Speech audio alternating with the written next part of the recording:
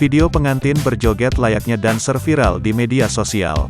Video tersebut diunggah oleh akun @strawberry_angel pada Selasa, tanggal 19 Oktober tahun 2021, ramai dan sudah ditonton hingga 29,1 juta kali.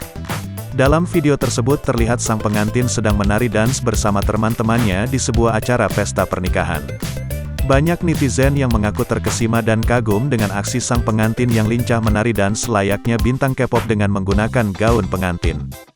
Berdasarkan konfirmasi dari Tribun Tanda Hubung Video.com pada Kamis, tanggal 21 Oktober tahun 2021, pada akun Instagram @agnesenglek, membenarkan video tersebut.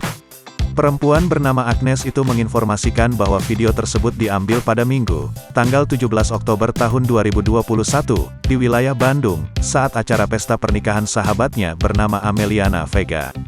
Tanggal 17 Oktober lokasinya di Bandung Kak, ungkapnya. Saat ditanya apakah dirinya ada di dalam video tersebut, ia mengaku hanya sebagai sang videografer saja. "Bukan, itu saya yang videoin aja Kak," ujarnya.